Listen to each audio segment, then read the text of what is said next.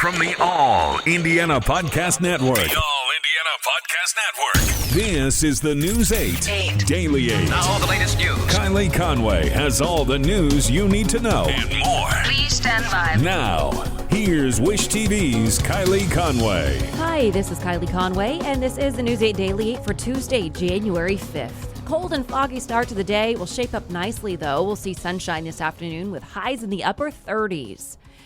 And today, it is Decision Day. All eyes are on Georgia as voters cast ballots for two Senate runoff elections. At stake is the balance of power in the Senate, and that will impact the entire country.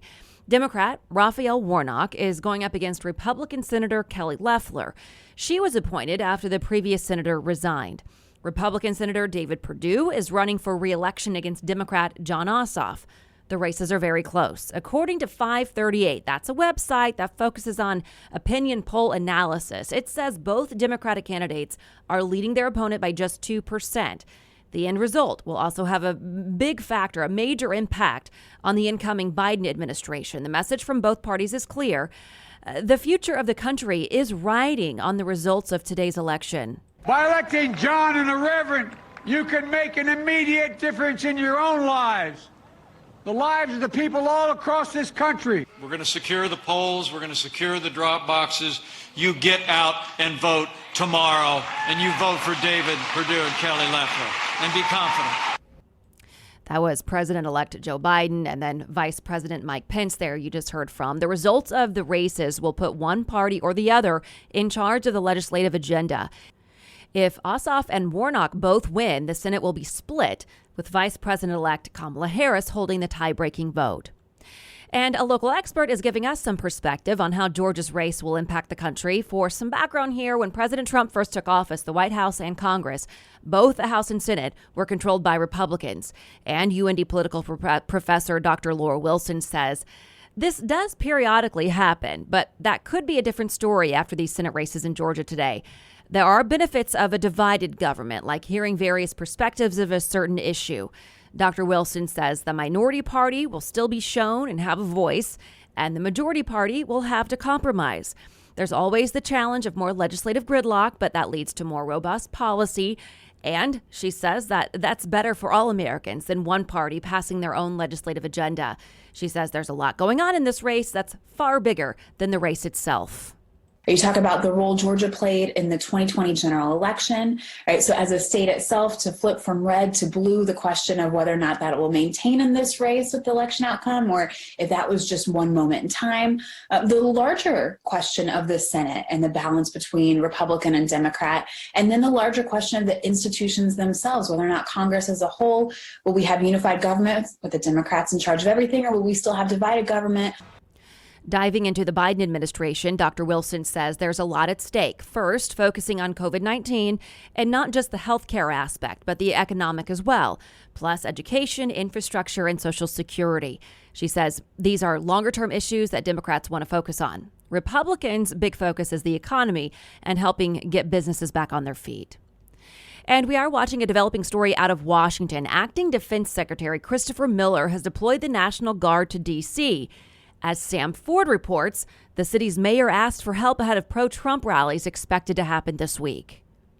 After scenes like this, the last time protesters like the Proud Boys came to town, D.C. officials today were urging local residents to stay home. Avoid the downtown area and especially avoid people who are coming here to look for confrontation. And warning Trump supporters not to show up with guns.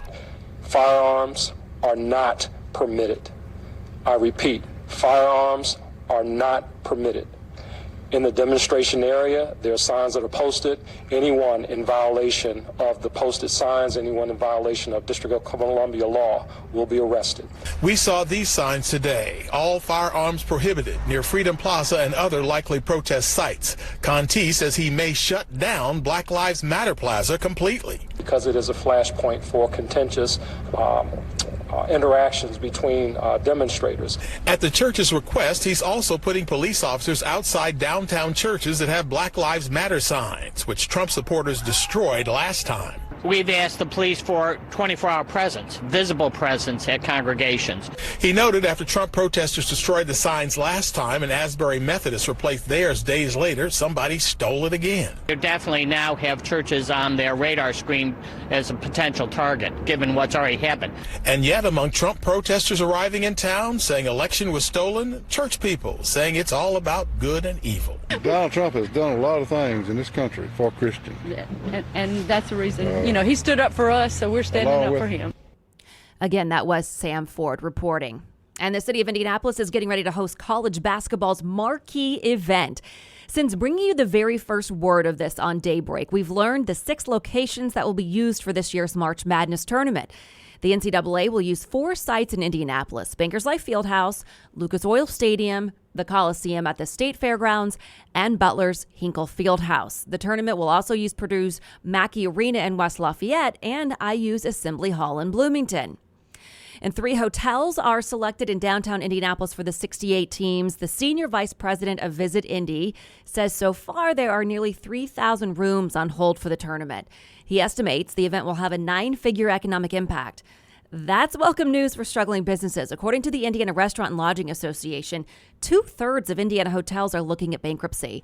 As of right now, only families will be able to watch the games, but a big boost will come if fans are allowed to attend as well. And we are hearing from the restaurants anticipating the tournament's impact. Many are already preparing for some larger crowds. Economists believe this could have a $150 million impact. A newer downtown addition, Pier 48 Fish House and Oyster Bar, it opened in September of 2019. It sits right across the street from Bankers Life Fieldhouse. It opened just about 6 months before the pandemic struck. Now, co-owner Keith Stucker believes that brighter nights are ahead thanks to the NCAA news. He says business was down 60% since their opening months. Ball State University economist Mike Hicks estimates the tournament is worth $125 to $175 million to the region, and says with or without fans, it could be more important than the Super Bowl to the city's tourism and travel industry. Word Stucker is excited to hear. Like when the Pacers play right now, it's just not a big impact yet because we don't have fans. But with college, I think that we're going to start seeing people come in from out of state, and it's going to have an impact, no question. But even with a very scaled back fans, just parents, a few people, I think this is going to be extraordinarily big. And the key point is there's really nothing else happening during this time frame. Hicks said that if things go poorly, unless Indianapolis is directly responsible, it will reflect on the NCAA organization, not the city or state. As for Stucker and other owners, they should start seeing the bump in a couple weeks as some preparations get underway. The Tippecanoe County Health Department says it will have a coronavirus vaccination clinic set up by next week. The health department posted on Facebook that the clinic will be in a strip mall next to the Tippecanoe Mall on Sagamore Parkway in Lafayette. This week, freezers will be moved to the mall for storage of the vaccine. According to the Post, the clinic is expected to use the Moderna vaccine to start. Some health workers and first responders will receive the shots first. The clinic will open to others as more vaccines are available. Indiana makes up about 2% of the people in the country that have received the first dose of the COVID-19 vaccine. As of yesterday, the CDC reports that 91,168 people in Indiana have received their first dose. According to state guidelines, the vaccines have gone to healthcare workers and staff and residents in nursing homes. The CDC says a total of 334,375 vaccines have been distributed across Indiana. That means fewer than half have yet to be administered. And the FDA is cautioning against changes to vaccine spacing and dose size. In a strongly worded statement, regulators say there's not enough science to back on-the-fly changes aimed at stretching scarce supplies. It also warns against skipping the second dose. A member of the FDA Vaccine Advisory Committee says the best thing to do is to make more vaccine and get it out quickly. What we need to do is we need to ramp up production, ramp up distribution, ramp up administration, knowing that if we give 2 doses of this vaccine, that we can get 95% protection. To do less than that, I think would be a disservice to the American public. The FDA says vaccine studies did not have enough people who skipped the second shot to know if just one shot is effective. And people in the United Kingdom must stay home now for at least the next month and a half. Prime Minister Boris Johnson has put lockdown measures in place due to the new variant causing a surge in cases and hospitalizations. It's clear that we need to do more together to bring this new variant under control while our vaccines are rolled out. Schools and colleges will not be open for in-person learning, with few exceptions. Everyone must work from home unless it's impossible to do so. People can only leave home for essential trips. All non-essential shops will be closed. Restaurants will be takeout only. And today, there is a push to encourage Governor Holcomb to veto an eviction bill. Housing advocates will hold a virtual press conference about a bill that passed through both chambers. It would strip renter protections in Indianapolis and other cities. According to the Hoosier Housing Needs Coalition, an override of the bill would increase evictions and homelessness. The group believes that would harm public health and the economy in Indiana communities. The current eviction moratorium is in effect until January 31st. Now to a 5-mile stretch of State Road 37 in Martinsville. It's closed right now. As we've reported on Daybreak, NDOT says closing the road will speed up construction for the I-69 finish line project for the bulk of this year. I-Teammates Richard Essex went to Morgan County to see the impact the closure will have on travel. Detour traffic from the State Road 37 project is coming right into the heart of downtown Martinsville. On a normal Monday, getting around the courthouse square would be a breeze. I worry about the safety. I mean, I don't want people flying through here. This project has been a long time coming. The state is finally getting around to one of the final sections of Interstate 69 that will eventually connect Bloomington to Indianapolis and beyond. I travel quite a bit back and forth between Bloomington and Indianapolis, and all that construction, it slows things down tremendously. Over the next several months, construction crews are expected to build 4 new bridges, improve access to the road, install new traffic signals, widen and resurface most of the road, all in preparation of I-69. Shutting down traffic on State Road 37 will allow contractors to work in a safer environment and to bring in additional people. The added traffic is creating some minor traffic issues, which most downtown retailers welcome. I think our downtown businesses will definitely embrace the traffic of people coming down here, and hopefully we'll get some of them stopping here. The official state detour takes motorists over to State Road 67 around Martinsville to the north and to the south. I was told that several GPS navigation systems are directing drivers into Martinsville. The tensions are high. People want to get where they need to get, and they're impatient. I'm Richard Essex for Wish TV, wishtv.com, and follow us on Facebook. Playoff preps are underway before the Colts face the Buffalo Bills. Head coach Frank Reich believes the Colts will be ready come Saturday. Reich says he believes he's got the team to win it all.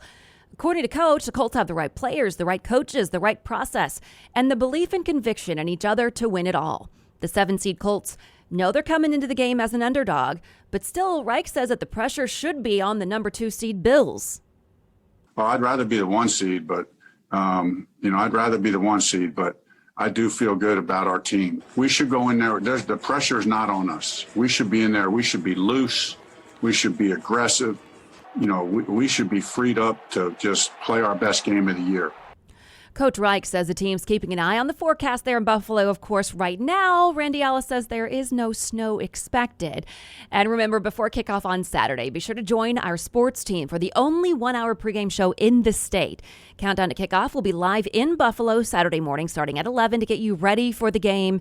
After the final score, switch over to Wish TV for the awesome post-game show. And the Pacers are back home after an exciting overtime win over New Orleans. Talk about a comeback. Point guard Malcolm Brogdon made the final shot to take the lead with 1.7 seconds left in the game. Final score was 118 to 116. Head coach Nate Bjorkgren says his team will never quit. At the end there, they made some big defensive plays that we were able to run out and get some better looks down there on the offensive end. But different guys stepped up tonight. Different guys made different plays during the course of the game. And you're right, there was no quit. Pacers are now 5-2 on the season. The Blue and Gold will host James Harden and the Houston Rockets tomorrow night. And the state's biggest lotteries are both boasting big jackpots. Mega Millions and Powerball are both more than $400 million. Mega Millions is up to $432 million. That drawing is tonight at 11. Powerball is being picked tomorrow night and has also jumped to $410 million. With the pandemic and a new year, Hoosiers are apparently flocking to buy the tickets. For those who typically play the lottery, the economic climate didn't change that. But some people need the money now more than ever. Other people say they don't usually gamble but are taking a chance now because the jackpots are so big. And they say it's nice to dream. I usually don't. I mean, last time the jackpot was huge, I did, but I'm hoping I win today. That's why I bought them today. I was like, hey, how am I gonna win if I don't try? Makes wanting to win even more. I would love to hit. It would help change the way things are. I wouldn't have to worry about what company has what material different. I'm a subcontractor, so it really kind of dampens it down. If we had a little bit of money, I wouldn't care what company had the material. I'd be on a beach somewhere. And News 8's Hannah Mordeau was out speaking to some people who are buying the tickets, and they all said if they win, they would want to travel as soon as the pandemic is over. Alex Trebek's final 5 episodes on Jeopardy! Air this week. Before he died in November, the longtime host recorded a message to help those struggling through the COVID-19 pandemic. I'd like you to open up your hands and open up your heart to those who are still suffering because of COVID-19. People who are suffering through no fault of their own. We're trying to build a gentler, kinder society. And if we all pitch in just a little bit, we're going to get there. Jeopardy! Will continue with a series of guest hosts at first. A permanent replacement has not been announced.